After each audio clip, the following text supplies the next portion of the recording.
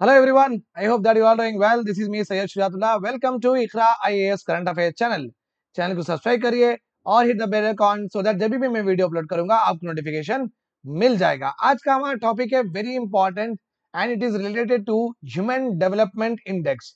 सो human development index एक ऐसा indicator है जिससे quality of life in a country हम पता कर सकते हैं और ये इंडेक्स पूरे कंट्रीज को कंपेयर भी करता है और एक रैंकिंग भी देता है। सो इससे ये मालूम होगा कि आपकी कंट्री कितना बेहतर कर रही है with regard to what quality of life.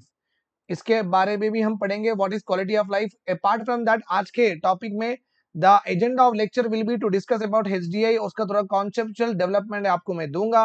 Latest rankings आ गई है तो उसके बारे में भी बात करेंगे। Value also will discuss and क्या रैंक है और दूसरे कंट्रीज का क्या रैंक है वो भी हम डिस्कस करेंगे। और सबसे हैरान की बात यहाँ पे ये है, ऐसा क्या हुआ इंटरनेशनल एजेंसीज हमेशा इंडिया को डिस्क्रिमिनेट करते हैं और हमें रैंकिंग्स हमेशा बुरी देते हैं। Why is it so?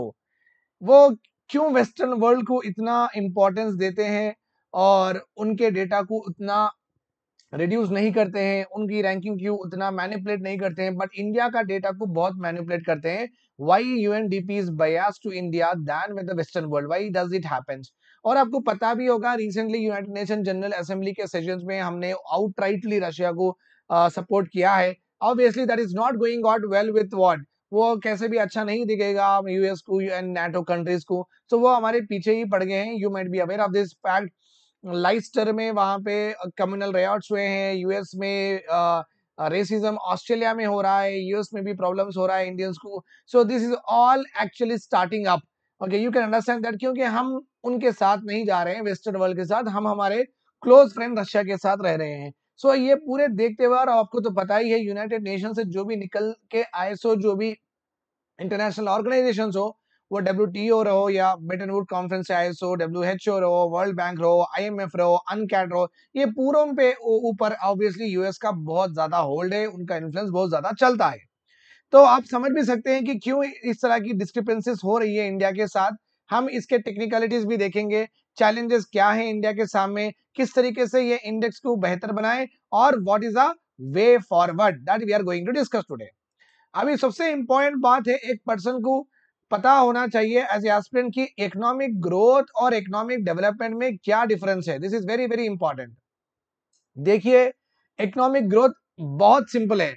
अगर इंडिया की जीडीपी ग्रो हो रही है तो हम बोलेंगे इकोनॉमिक ग्रो हो रहा है।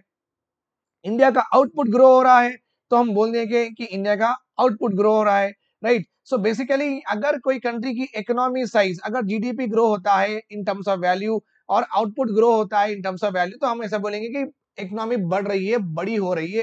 Okay, so that is what we say. Can you really जब इकोनॉमिक साइज ऐसा बढ़ता है, इंडिया का जब पैसा, नेशनल इनकम बढ़ता है या जीडीपी बढ़ता है, कुछ भी बढ़ता है with regard to the physical output, क्या आप ये कह सकेंगे कि इलेक्ट्रिसिटी हर एक को मिल गई है? नहीं। क्या आप ये कह सकेंगे वाटर सप्लाई हर एक को मिल गया है? नहीं। हर एक के पास हायर एजुकेशन से लेके प्राइमरी एजुकेशन तक सब एक्सेसिबल हो गया है? नहीं। हर एक को इक्वल अपॉर्चुनिटीज हमारे कंट्री में मिल रही है? नहीं। जेंडर इक्वलिटी क्या हमारे कंट्री में है? नहीं। सबको सब इंडिया में हेल्थ फैसिलिटीज ले पा रहे हैं? Surgery, diagnostics, blood test, urine test, primary से लेके टर्शरी तक health services all of the people are affording और नॉट? ये भी हम नहीं नहीं बता सकते हैं। पेंशन हर एक के पास है? नहीं बता सकते हैं। इंश्योरेंस हर एक के पास है? नहीं बता सकते हैं। ट्रांसपोर्टेशन हर एक इफेक्ट कर सक रहे हैं या नहीं? नहीं बता सकते हैं। बेसिकली पॉवर्टी कितनी है हमारी कंट्री में? नहीं बता सकते हैं। अनएम्प्लॉयमेंट क्या है हमारी कंट्री में? नहीं बता सकते। स्किलिंग का क्या है हमारी कंट्री में, कितने स्किल पॉपुलेशन, कितने अनस्किल पॉपुलेशन, ये नहीं बता सकते हैं। वुमेन का लेबर फोर्स में पार्टिसिपेशन कितना है? नहीं बता सकते हैं। तो बेसिकली आप ये तो समझ गए होंगे, मैं इतने एग्जांपल इसलिए ही दिया हूं कि आपको एक आइडिया आ जाना चाहिए कि क्वालिटी ऑफ लाइफ किसको बोलते हैं। क्वालिटी ऑफ लाइफ किसको बोलते हैं? You should understand that these are all direct indicators भी यहाँ पे हैं which will define the quality of life. Indirect indicators भी हैं यहाँ पे जो define the quality of life. तो अगर कोई कंट्री की इकोनॉमी साइज बढ़ती है तो खाली हम वैल्यू देख के उसका आउटपुट देख के ये नहीं बोल सकते हैं कि यहाँ पे गरीबी कम हुई, यहाँ पे एम्प्लॉयमेंट बढ़ा, यहाँ पे इलेक्ट्रिसिटी हर एक को मिला, यहाँ पे एजुकेशन हर एक को मिला, हम नहीं बता सकते हैं। Okay, that is a major problem. एक जमाने में इकोनॉमिक ग्रोथ से ही कंट्री का ग्रोथ माना जाता था। ओके, बाद में ये मालूम हुआ कि इकोनॉमिक ग्रोथ होने पर भी ऐसा भी हो सकता है कि क्वालिटी ऑफ लाइफ नहीं बढ़ेगी, जो हमारे इंडिया के केस में हुआ। 1947 में जो हमारी जीडीपी थी, आज बढ़ बढ़ के हमारी जीडीपी बहुत बड़ी हो गई है, 3 ट्रिलियन तक चली गई है। 1947 और फर्स्ट 5 ईयर प्लान का बजट था सिर्फ 1960 करोड़, 1960 करोड़ ही हमारा बजट था। आज का हमारा बजट है 75 लाख करोड़ और हमारी जीडीपी चले गई है 3 ट्रिलियन तक। ओके, ऑलमोस्ट 3 ट्रिलियन तक हम पहुंच गए हैं, like 2.1 trillion I guess. Okay, 2.1 not 3, 2.1 trillion हम पहुंच गए। तो इतनी जब जीडीपी बड़ी है तो फिर गरीबी भी जाना चाहिए था, फिर हर एक को इलेक्ट्रिसिटी मिलना चाहिए था, ट्रैप ड्रिंकिंग वाटर भी मिलना चाहिए था। क्या वो ये सब अपने को मिला? नहीं मिला। तो बाद में हमारे जो इकोनॉमिस्ट थे, उनको बाद में ये समझ में आया कि चलो भाई, इकोनॉमिक ग्रोथ से क्वालिटी ऑफ लाइफ हम नहीं पता कर सकते हैं, तो क्वालिटी ऑफ लाइफ एक कंट्री में मेजर करने के लिए हमें चाहिए कुछ इंडिकेटर्स। तो ये हो गए हमारे इंडिकेटर। ये इंडिकेटर्स को लेके ही हम बनाते हैं हमारे इंडेक्सेस, हमारे इंडेक्सेस हम बनाते हैं। अगर कोई कंट्री में करप्शन नहीं है तो ये क्वालिटी ऑफ लाइफ में आएगा, तो करप्शन परसेप्शन इंडेक्स होगा।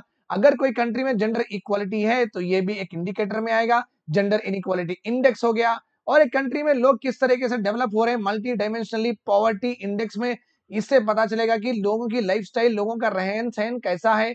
तो बेसिकली ऑल ऑफ दीज जो भी अभी मैं लिखा था इंडिकेटर्स, वो इंडिकेटर्स को दो तीन इंडिकेटर्स ले लेके हम ये पूरे इंडेक्सेस बना चुके हैं। और सबसे बड़ा इंडेक्स हमारे पास हमारे सामने है, एचडीआई है।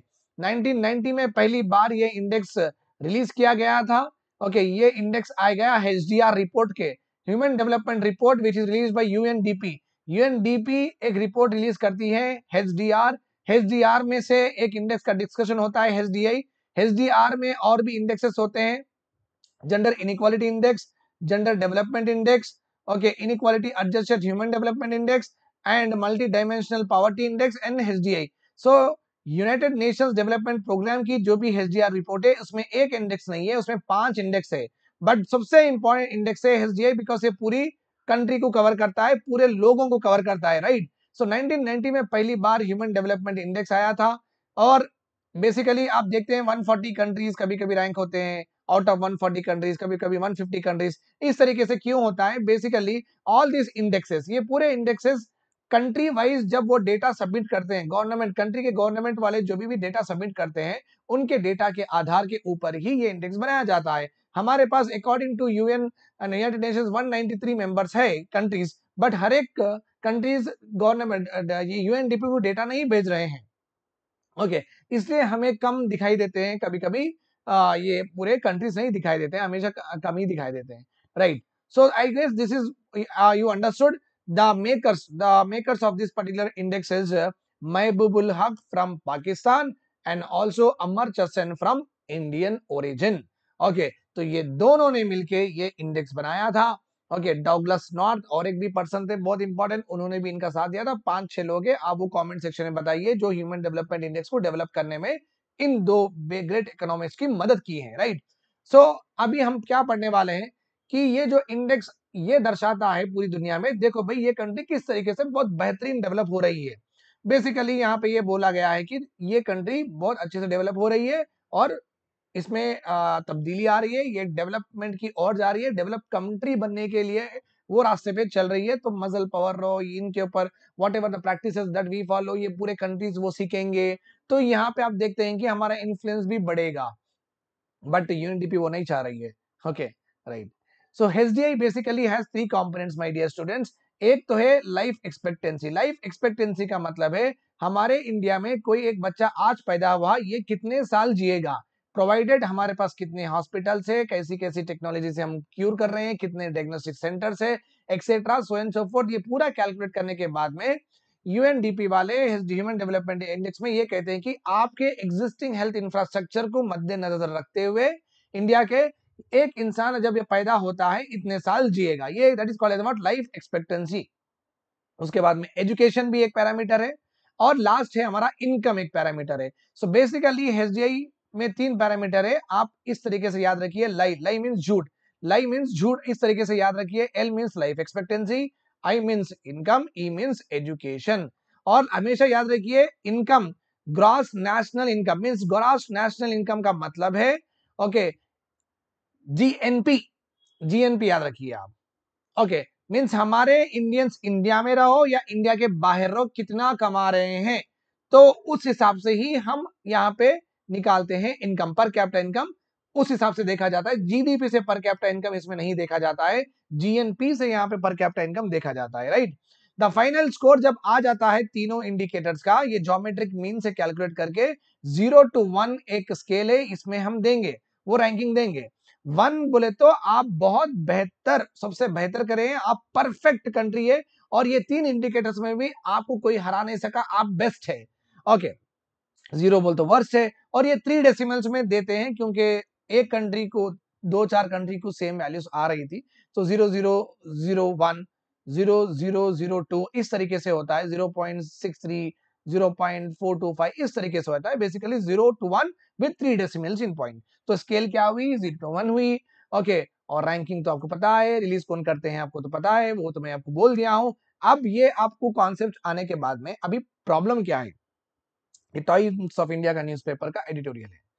The human development index, as I told you that, पूरी दुनिया में second most widely use indicator, second most widely use indicator है आफ्टर जीडीपी के बाद।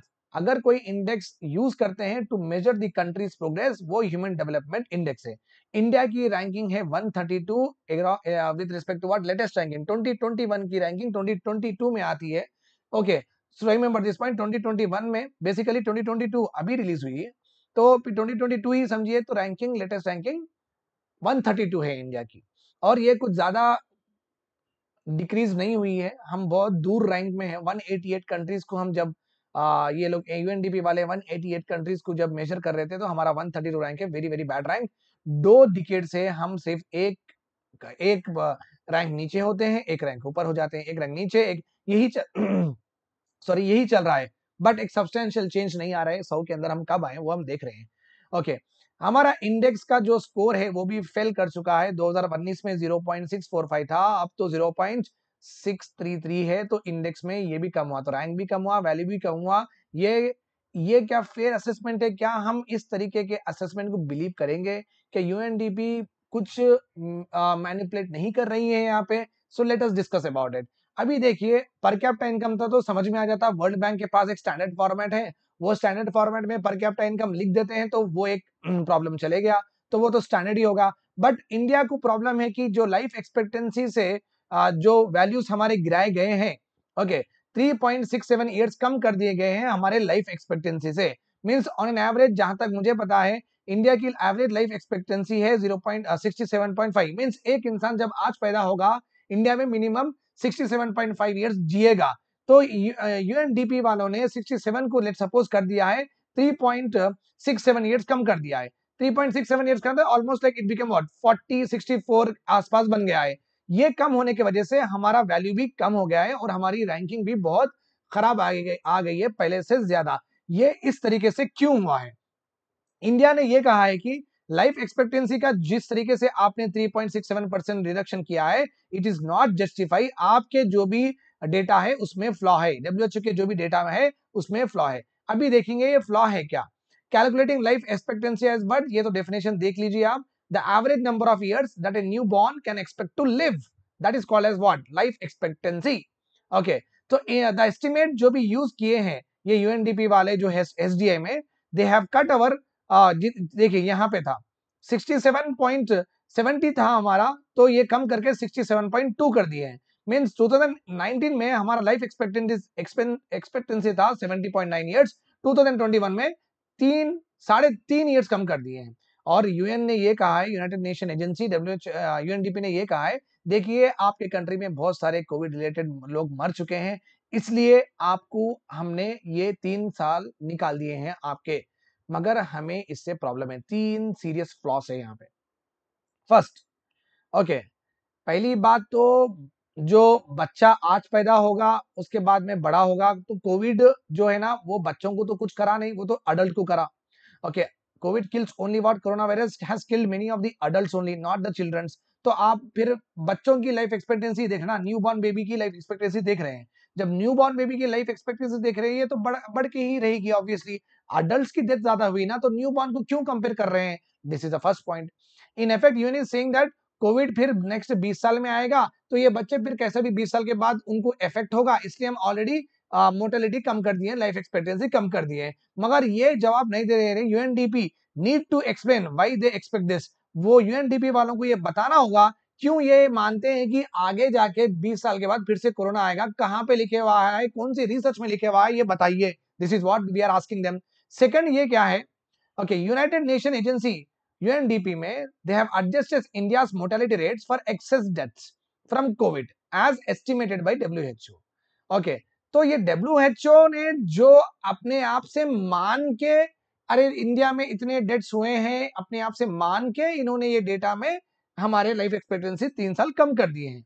अकॉर्डिंग टू डब्ल्यूएचओ इंडिया के पास 4.7 मिलियन अनरिपोर्टेड एक्सेस डेथ है from Covid, almost 1/3 of the world total. तो WHO ये मानती है कि इंडिया ने डेथ्स छुपाए हैं मोर्टेलिटी के, कोविड के, और अनरिपोर्टेड डेथ्स 4.7 मिलियन तक है। कहां से पढ़ लिए, कौन से न्यूज पेपर से कर लिए, किधर से पढ़ लिए, मीडिया रिपोर्ट से पढ़ लिए, पता नहीं, बट वो ये कह रहे हैं कि आपने छुपाया है। कितने लोग मरे हैं कोविड में, आपने छुपाया है, इसलिए हम हमारे अजम्पशन के हिसाब से कम कर देंगे। ओके, तो ये एक बड़ी प्रॉब्लम है। बट यूएनडीपी ये सेम टू सेम मेथड दूसरे कंट्रीज पे यूज नहीं कर रहा है। Okay, third, most damagingly, the UN reduction of 3.6 years in the India's life expectancy is not justified. Okay, even with the flawed numbers, with the excess debt, अगर हमारे पास 4.7 million excess debt है, okay, death पर lakh population भी कितना होगा, 375 ही होगा। 1 लाख में से 370 लोग ही मरे, अगर आपके हिसाब से भी चलते हैं तो 370 लोग ही मरे हैं 1 लाख में, वेराज हर 1 लाख में यूएस में 589 मरे हैं, यूके के हर 1 लाख में 505 मरे हैं। जब इनके हमारे पर लाख इनके पास जब ज्यादा लोग मरे हैं, तो हमारे पास क्यों करे हैं 3.75? यूएस के पर लाख में 589 मरने के बाद में भी 1.94 ईयर्स का रिडक्शन हुआ है। ओके, यूके में 5.5 पर लाख मरने के बाद में भी 0.9 ईयर्स का रिडक्शन हुआ है। इंडिया में तो 375 ही मरे हैं। तो आप किस हिसाब से 3.75 ईयर्स हमारे कम कर दिए, जो कि अदर कंट्रीज में इससे ज्यादा मरे हैं पर लाख, पर उनका कम नहीं करे। इसलिए हम आर्ग्यू कर रहे हैं कि क्यों नहीं, आपके पास डेटा फ्लॉ है, आपके पास हर चीज फ्लॉ है। ओके, एक जमाने में ये बोलते थे कि इंडिया का रैंक अच्छा नहीं आता था बिकॉज इंडिया के पास पुअर क्वालिटी ऑफ डेटा है। मगर ये 3 रीजन देखने के बाद ये पता चल गया है इंडियन ऑफिशियल्स को कि पुअर क्वालिटी ऑफ डेटा एक रीजन है, बट ये पूरा जस्टिफिकेशन नहीं है हमारे रैंकिंग्स में। It should be admitted that the fault is not always of the external agencies. Government departments are also not updating numbers in time for international surveys. In case of HDI, we found that data expected years of schooling they have taken from what 2020 का data ले लिए हैं, वो instead of 2021 का data. सो जो भी government provide करती है यूएनडीपी को, और हमारे गवर्नमेंट के वेबसाइट पे जो डेटा होता है, यूएनडीपी वाले वो डेटा ले लेते हैं और इंडेक्स में वो इंटीग्रेट कर देते हैं, उतना ही करते हैं। ये प्रॉब्लम क्या हो रहा है, हमारे जो एजेंसी है वो प्रॉपर्ली अपडेट नहीं कर रहे हैं websites. Okay, that is the reason UNDP जो भी डेटा मिल रहा है वो डेटा लेके इंटीग्रेट करके रैंकिंग दे रहा है। तो ये हमें ठीक ठीक करना पड़ेगा। तो व्हाट शुड बी डन?